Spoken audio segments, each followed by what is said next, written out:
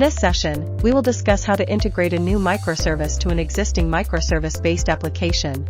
The new microservice will be using a two-phase commit interface. Hence, we will learn about the two-phase commit transaction interface. ScalarDB normally executes transactions in a single transaction manager instance with a one-phase commit interface. In this case, you begin a transaction, execute CRUD operations, and commit the transaction in the same transaction manager instance.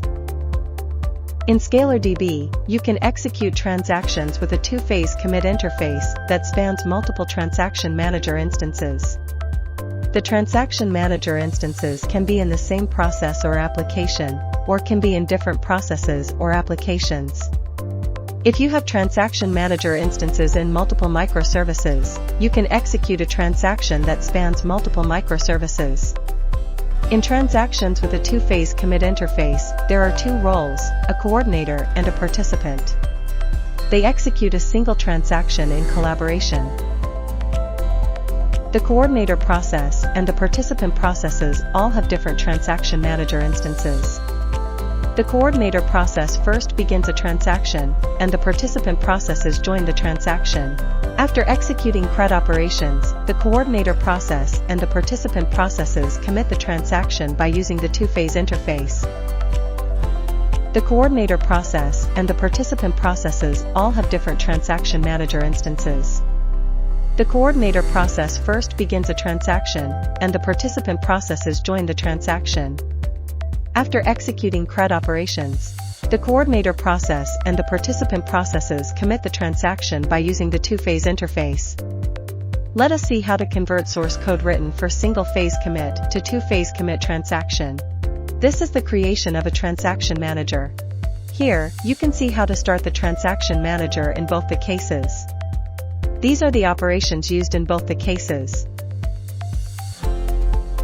Let us see a video which demonstrates the differences between distributed transaction and two-phase commit transaction implementation.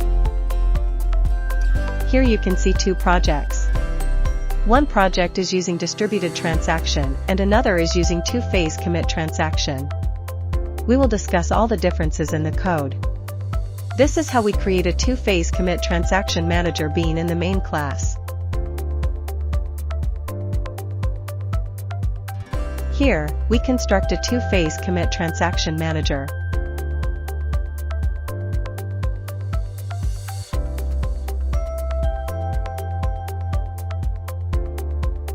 Now, join a transaction using transaction ID in the two-phase commit.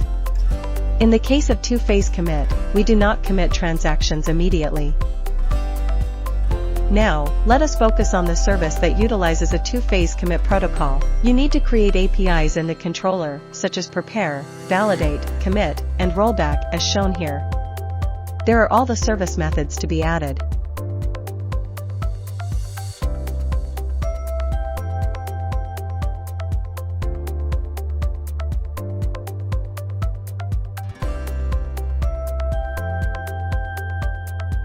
Let us open a travel service written for the sample application. It is like an API gateway. This is the bean for the two-phase commit transaction manager in the main class.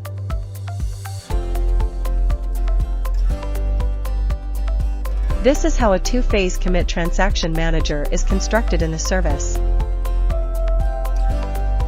Now a transaction has started. Here, we have called the REST API named as addPoints from Points service.